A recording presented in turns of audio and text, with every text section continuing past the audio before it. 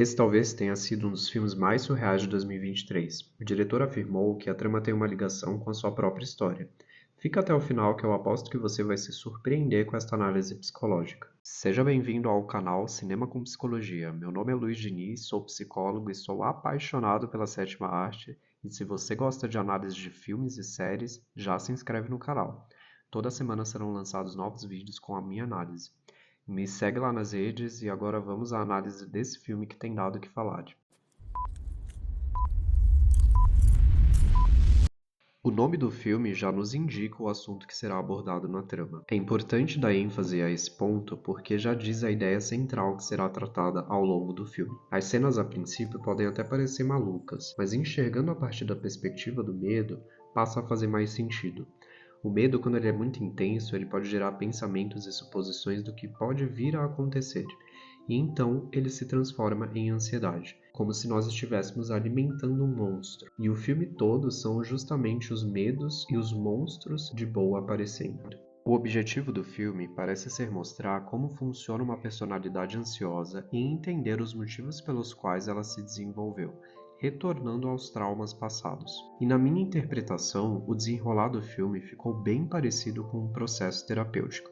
Se você parar para analisar, é como se estivéssemos entrando na cabeça de Bo, se juntando a ele para fazer uma jornada de autoconhecimento e assim compreendermos juntos o seu sofrimento. Até mesmo a forma como as filmagens foram feitas e as sensações que elas nos causavam são parecidas com as sensações de uma pessoa ansiosa que está desesperada buscando entender o que acontece com ela. Não foi à toa que o diretor resolveu deixar 3 horas bem cansativas de filme, cheias de surrealismo e linguagem figurada para ampliar essas sensações e nos aproximar do que uma pessoa com transtorno sente. Inicialmente, tudo parece muito confuso, sem fazer sentido, e com o passar do filme, nós vamos tendo altos e baixos, como se estivéssemos em uma montanha russa, avançando pouco a pouco com o objetivo de descobrir a fonte do sofrimento geradora daquilo. É exatamente isso que acontece na terapia. Nem sempre os sintomas têm uma explicação tão clara para quem vive com transtorno. É bem confuso, e conforme o processo vai evoluindo, as coisas passam a ganhar sentido. No final desse vídeo, eu explico melhor o porquê eu acredito que o filme faz uma analogia a um processo terapêutico.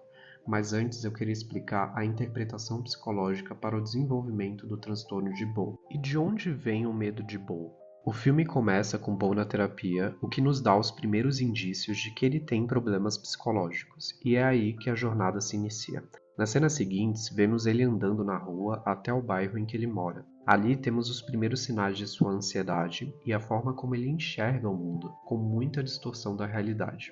Durante todo o filme, Bo passa essa sensação de ser um coitado inseguro, tenso, impotente, passivo diante do mundo, com um jeito meio imaturo, até mesmo parecendo uma criança em determinadas cenas. Sua voz também soava infantil e fraca. Na minha opinião, parece que Bo sempre teve essa personalidade ansiosa durante anos, mas acredito que isso se intensificou e se tornou ainda mais grave no início do filme, e isso fica meio claro com ele na segunda cena olhando meio aflito para a ligação de sua mãe durante a sessão de terapia antes da viagem. E conforme a viagem para visitar a sua mãe se aproximava, os sintomas foram ficando cada vez mais fortes. Todas as coisas possíveis começam a acontecer e dá até a impressão de que no fundo, talvez na verdade ele estava evitando ir até lá e que aquelas coisas que surgiam era uma forma dele fugir, de evitar a situação.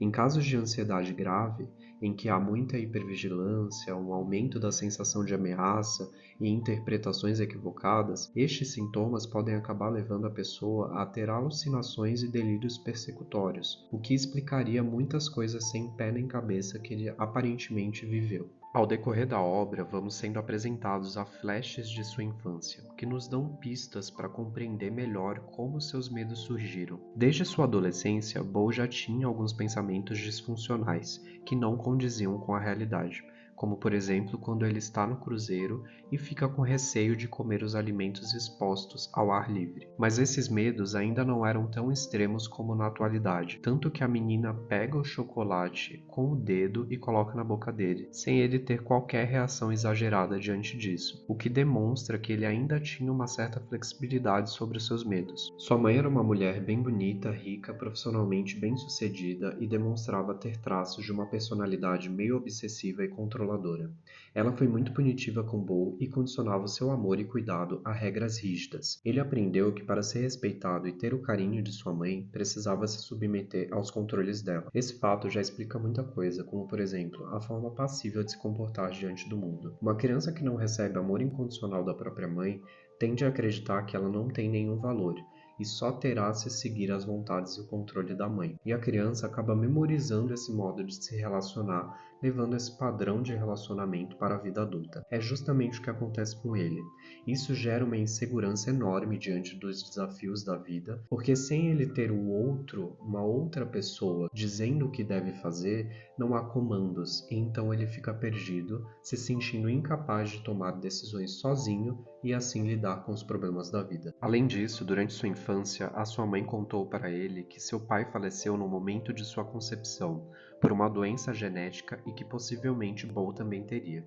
E é nesse momento que ele desenvolve o medo de morrer durante um orgasmo, medo que vai sendo alimentado toda vez que ele evita se relacionar ou procurar um médico para confirmar e tratar a possível doença, que na verdade nem existia. E eu até coloco em dúvida se o pai dele morreu de fato ou se foi uma invenção de sua mãe. Não seria surpreendente se ela tivesse contado uma mentira para não falar a história verdadeira.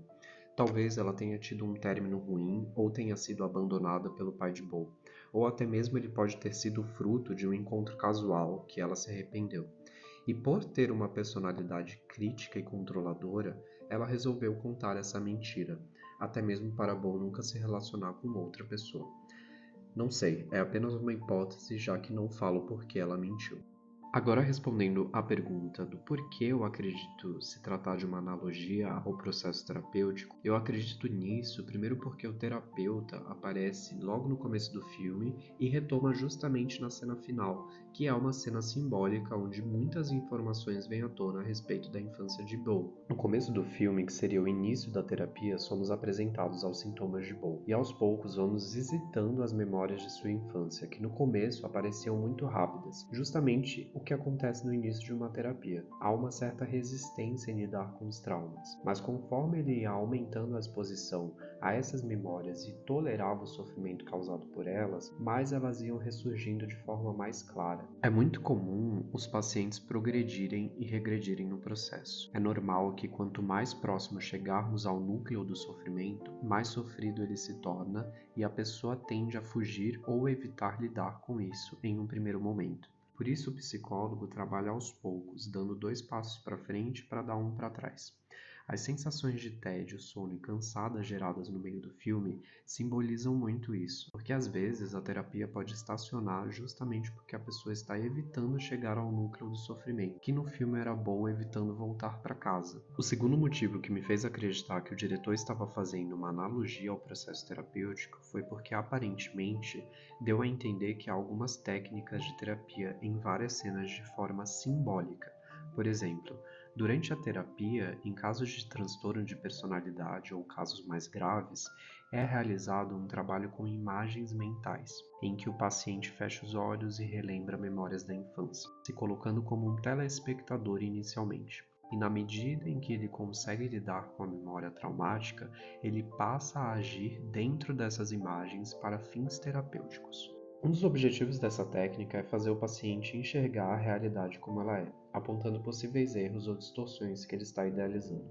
Muitos pacientes, principalmente nesse padrão de ansiedade, podem evitar sentir raiva dos pais, podendo se sentir culpados toda vez que sentirem essa raiva. Eles evitam essa raiva justamente por acreditarem não ter o direito a isso, já que se consideram ruins ou sem valor, e por isso muitas vezes sentem que merecem ser punidos. E isso fica bem claro logo no começo do filme, quando o terapeuta pergunta se ele está se sentindo culpado em retornar para casa depois de tanto tempo. E em outro momento, ao falar com sua mãe no telefone, ela aparenta ser boazinha, mostrando que essa era a forma como ele a enxergava. idealizando sua figura e a colocando como algo que na verdade ela não era, mas essa imagem muda conforme o processo terapêutico avança, que no caso é o filme. Inicialmente, ele se sente culpado por fugir de sua mãe e não querer voltar para casa, já que ele a idealizava, se colocando como o ruim da relação. A técnica de imagens mentais ajuda o paciente a analisar melhor os fatos, para assim poder chegar ao núcleo do sofrimento e entender que, no fundo, parte dos seus problemas surgiram de uma má interpretação e crenças disfuncionais. E em muitos casos, quando a mãe causa algum problema ao filho na infância, após ele tomar a consciência do que ela realmente fez, procura-se fazer com que o paciente modifique dentro da imagem como que ele gostaria que tivesse acontecido no lugar.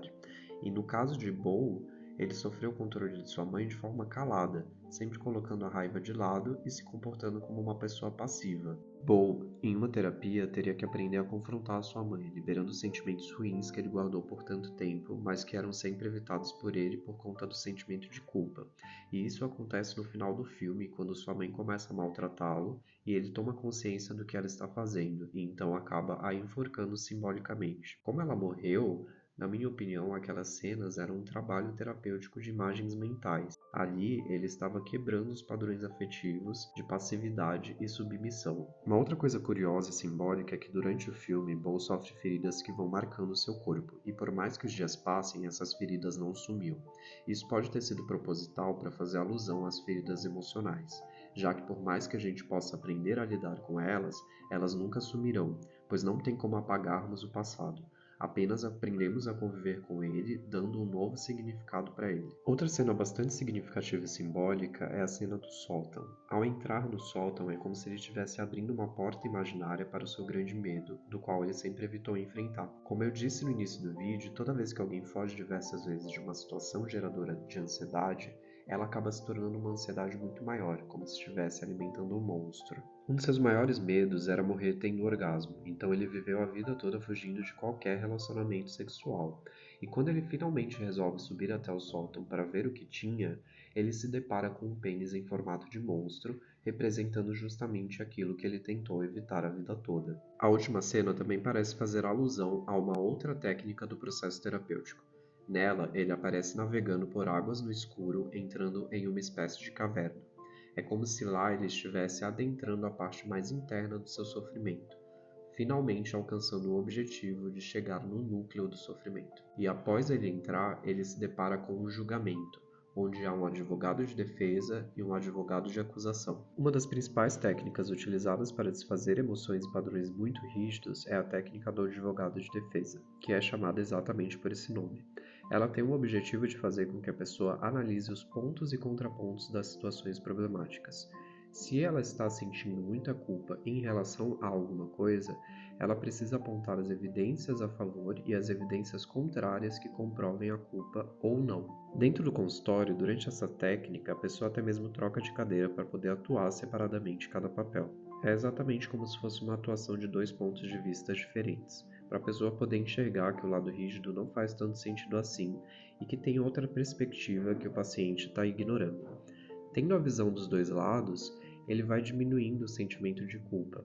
E justamente neste momento do filme, o terapeuta reaparece na plateia fazendo anotações. Me pareceu muito uma cena de terapia, só que figurado. Durante o filme, quanto mais perto ele chegava da sua fonte de sofrimento, mais sofrido se tornava, fazendo com que ele buscasse evitar a situação, bolando algum outro problema ou desviando da história para não encarar o problema central. Por isto, esse processo, na maioria das vezes, pode demorar bastante, e é justamente essa sensação que sentimos ao longo de 3 horas de filme, como se fosse uma luta para chegar na conclusão.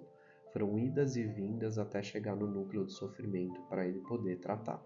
Daria para analisar muitas outras coisas do filme também, rendendo mais de 1 hora de análise. Mas algumas eu confesso até que eu não entendi exatamente o que o diretor quis dizer. Por hora é isso, me conta o que você achou, se para você fez sentido essa interpretação, qual foi a sua percepção e o que você achou do filme. Se você gostou do vídeo, deixa um like, eu tô começando esse canal e vai me dar uma baita força. Pretendo soltar vídeos semanais analisando outros filmes e séries. E já se inscreve no canal. Até a próxima!